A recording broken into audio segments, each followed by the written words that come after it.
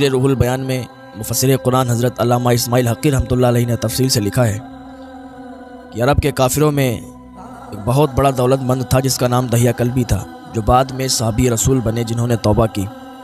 तौबा से पहले ये बहुत बड़े काफिरों में शुमार होते थे, दौलतमंद थे, नाम था, इज़्ज़त थी, शोहरत थी और ख़ूबसूरत बहुत थे। इतने थे कि जब घर से बाहर निकला करते थे तो औरतें अपने अपने छतों पर चढ़ के देखा करती थी। औरतें लाइन दर लाइन, कतार दर कतार इधर उधर से अपने अपने छतों से झांक कर देखा करती थी जब दहिया कल्बी गुजरा करते थे। इनके ईमान लाने के लिए हुजूर ने इनके लिए दुआ फरमाई और हुजूर की दुआ कबूल हुई। ईमान ले आए तो सरकार के पास जब तशरीफ़ लाए तो सरकार के पास जब आए तो आने के बाद रोने लगे। हुजूर ने फरमाया, दहिया कल्बी क्यों रोते हो? कहा, सरकार मैं बहुत बड़ा गुनाहगार हूँ, मैंने अपनी 70 बच्चियों को ज़िंदा दफन किया है सरकार, मैंने ना जाने कितने घर उजाड़े हैं, मैंने ना जाने कितनों को बर्बाद किया है, मैंने न जाने कितने कत्ल किए सरकार, मैं बहुत गुनाहगार हूँ। हुजूर ने फरमाया, अभी जब ईमान नहीं लाए थे ना तो सब तुम्हारे गुनाह थे, लेकिन जब तुम ईमान ले आए हो, कलमा तुमने पढ़ लिया तो मुसलमान हो गए, अब तुम्हारा एक भी गुनाह नहीं है, अल्लाह ने तुम्हारे सारे गुनाहों को माफ़ फरमा दिया। अल्लाह फरमाता है, और जिब्रील आए थे वही लेके हुजूर, अल्लाह ताला फरमाता है कि वो लोग जो ईमान नहीं लाए वो गुनाहगार हैं, काफिर हैं, मुशरिक हैं, लेकिन काफिर मुशरिक अगर ईमान ले आएँ, तौबा कर लें, ऐसे हो जाते हैं जैसे बच्चा माँ के पेट से निकलता है, उसके कोई गुनाह नहीं होते हैं, तो बंदा ऐसे ही हो जाता है जब वो तौबा कर लेता है, गुनाहों से माफ़ी तलब कर लेता है। सरकार ने उन्हें बशारत दी कि तुम माफ़ कर दिए गए हो, तुम्हारे गुनाहों को बख्श दिया गया है। अर्ज़ करते हैं, सरकार जब मैं काफिर था ज़माने जाहिलियत में, जब लोग अपनी अपनी बच्चियों को ज़िंदा दफन किया करते थे ना सरकार, तो मैं भी अपनी बच्ची को ज़िंदा दफन करने के लिए ले गया था। मेरी बेटी बहुत प्यारी थी, बहुत खूबसूरत थी, बड़ा प्यार करती थी, अब्बा अब्बा कह के बुलाती थी। सरकार एक दिन मैं बैठा था, मेरी बेटी मेरे पास आई, मुझे प्यार करने लगी, अब्बा अब्बा कह के बुलाने लगी, तो मैं उस दिन अपनी बेटी से बोला कि ठीक है तुम तैयार हो जाओ, तुम एक जगह ले चल रहे हैं दावत में। मेरी प्यारी बेटी तैयार हुई, उसने कपड़े पहने अच्छे अच्छे, उसकी माँ ने तैयार किया, मैं उसको बाहर ले गया। सरकार मैं उसको दफन करने के लिए ले जा रहा था, लेकिन उसे मालूम नहीं था कि मैं उसे कहाँ ले जा रहा हूँ। सरकार वो समझ रही थी कि वो दावत में जा रही है। हुजूर मैं अपनी बच्ची को लेके जब निकला तो कड़ी धूप थी और एक जंगल की तरफ मैं सुनसान जगह पर चला गया। जब मैं वहाँ पहुँचा था ना, सारे सहाबा बैठे हुए थे, दहिया कल्बी अभी ईमान लाए, हुजूर ने दुआ फरमाई, दहिया कल्बी ने कलमा पढ़ा, मुसलमान हुए। अब जब मुसलमान हो गए तो पिछले जितने गुनाह थे अल्लाह ने सब माफ़ फरमा दिए। अभी पिछली दास्तान सुना रहे थे हुजूर को कि सरकार जब मैं जंगल के करीब पहुँचा ना, सुनसान जगह थी, बिल्कुल सन्नाटा था, गर्मी बहुत तेज़ थी। सरकार मैंने कब्र खोदना शुरू की, मैंने गड्ढा खोदने लगा, मैंने ज़मीन को खोदा, एक कब्र तैयार करने लगा। तो मेरी बेटी मुझे देख रही थी, कह रही थी, अब्बा इतनी गर्मी में आप यहाँ गड्ढा क्यों खोद रहे हो? मैं उसको देखता था और कब्र खोदने लगता था, क्योंकि ज़माने वालों ने ताने भी बहुत दिए थे, और वो ज़माना ऐसा था ना कि जब बेटी होती थी तो लोग तानों से उसको मार दिया करते थे। अगर वो जिंदा दफन नहीं किया करता था ना तो लोग ताने मारा करते थे कि तू अपनी बेटी को दफन नहीं करता है, तो अपनी बेटी से प्यार करने लगा है, तो अपनी बेटी से मोहब्बत करने लगा है, न जाने कितने लोग ताने दिया करते थे। ये तो हुजूर की बदौलत से आज बेटियों को इज्जत मिल रही है।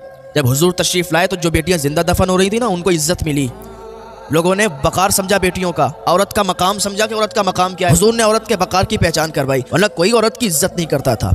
आज लोग नारा लगाते हैं कि बेटी पढ़ाओ बेटी बचाओ। ये 1400 साल पहले मेरे आका ने यही लोगों को बताया था कि बेटी बचाओ का नारा लगाया था।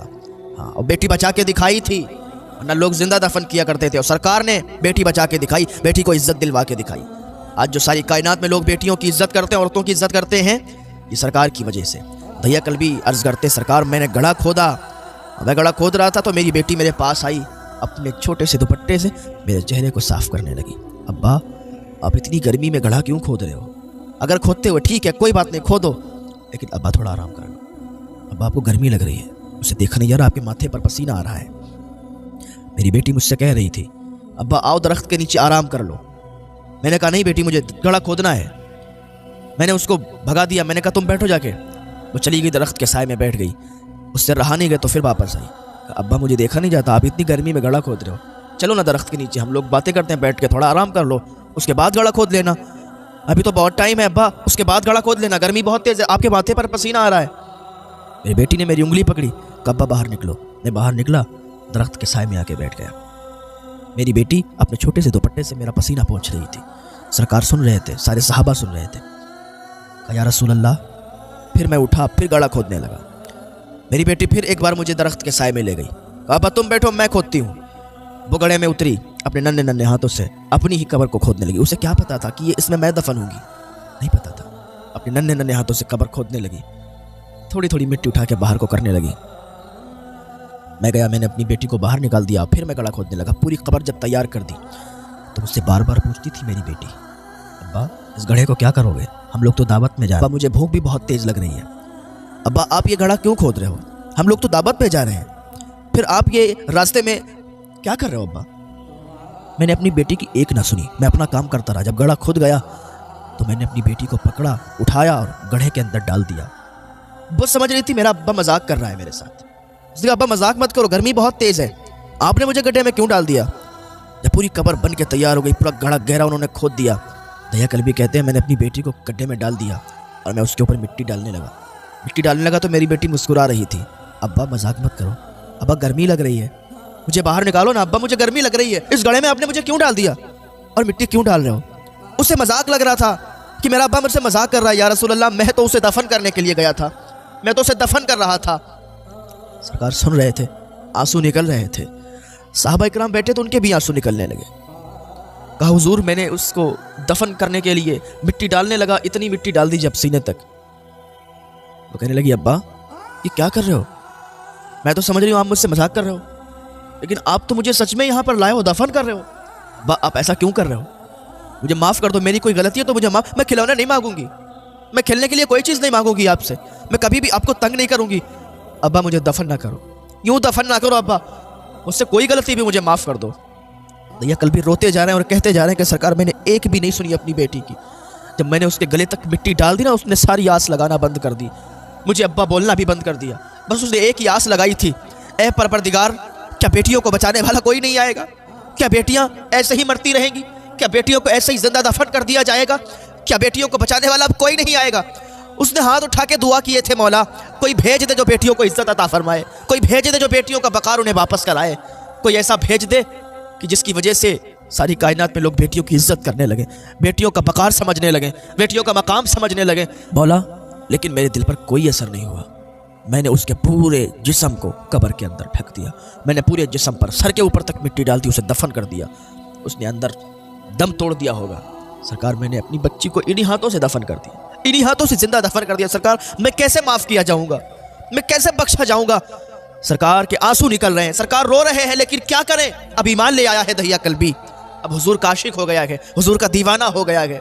हुजूर ने यूं आंसू पोंछे और पोंछ के कहते दहिया मत रो, वो तब की बात थी जब तू काफिर था, वो तब की बात थी जब तू ईमान से सरफराज नहीं हुआ था, वो तब की बात थी जब तू ईमान नहीं लाया था। लेकिन अल्लाह का फरमान है, जब कोई बंदा ईमान लाता है, जब कोई काफिर मुशरिक ईमान लाता है, या जब कोई तौबा करता है, तो अल्लाह ताला उसे ऐसे ही माफ़ फरमा देता है जैसे उसने कभी गुनाह ही नहीं किए थे।